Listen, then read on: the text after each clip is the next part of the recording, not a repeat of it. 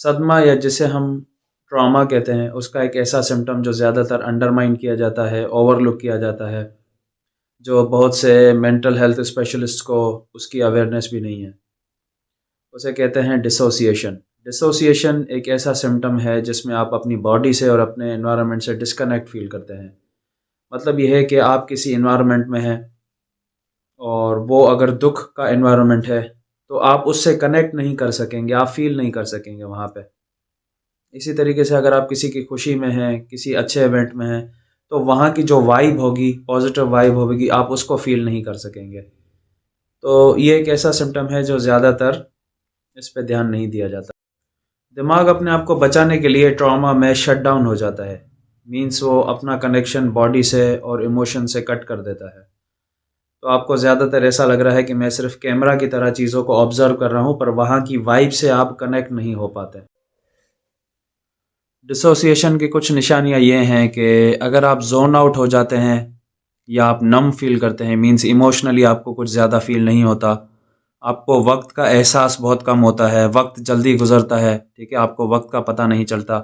आप जहाँ भी फ़िज़िकली जाते हैं तो वहाँ पर तो आप मौजूद होते हैं, पर आपको फ़ील ऐसा होता है कि दिमागी तौर पर मैं वहाँ मौजूद नहीं हूँ, ठीक है? और आपको ऐसा लग रहा होता है कि मैं सिर्फ़ एक कैमरा की तरह लोगों को, चीज़ों को ऑब्ज़र्व कर रहा हूँ, उनको उनको फ़ील नहीं कर पा रहा, ठीक है? उस एनवायरनमेंट की जो एनर्जी है या वाइब है, उसको फ़ील नहीं कर पा रहा। तो ये सारा डिसोसिएशन के सिम्पटम्स हैं, ठीक है? जो आपका दिमाग ट्रॉमा से बचने के लिए, अपने आप को बचाने के लिए दिमाग को डिसोसिएट करवा देता है, ठीक है? ताकि वो खुद को बचा सके।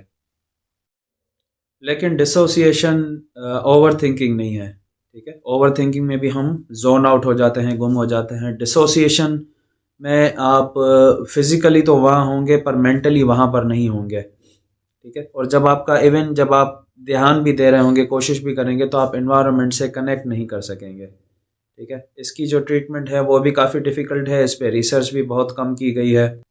इसका जो बेस्ट ट्रीटमेंट है वो ये है कि आपको जो भी डोपामाइन चीज़ें आपकी बढ़ाती हैं उनको कम किया जाए।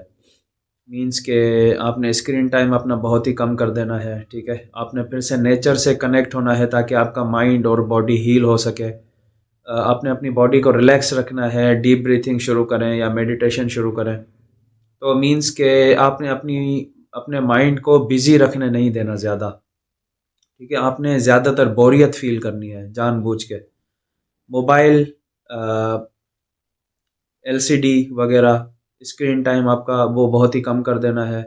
नेचर में आपने टाइम ज़्यादा गुज़ारना है। जब आप वहाँ नेचर में जाएँ तो कोशिश करें कि मोबाइल वगैरह अपने साथ लेकर नहीं जाएँ और वहाँ नेचर के साथ जाके कनेक्ट करें। ग्रास जो है, घास को फ़ील करें, ठीक है? वहाँ पे डीप ब्रीथिंग शुरू करें। तो वहाँ एनवायरनमेंट से कनेक्ट करने की कोशिश करें। फ्यूचर वीडियोज़ में हम कोशिश करेंगे कि ट्रॉमा के बारे में थोड़ी गहराई में डिस्कशन हो और उसके कुछ सिम्पटम्स जो ज़्यादा अंडरमाइन किए जाते हैं उसके बारे में भी हम देखें। स्पेशली पाकिस्तानी कॉन्टेक्स्ट में कि यहाँ पे क्या ट्रीटमेंट्स अवेलेबल हैं और क्या यहाँ उन चीज़ों को डायग्नोज़ किया जाता है या नहीं।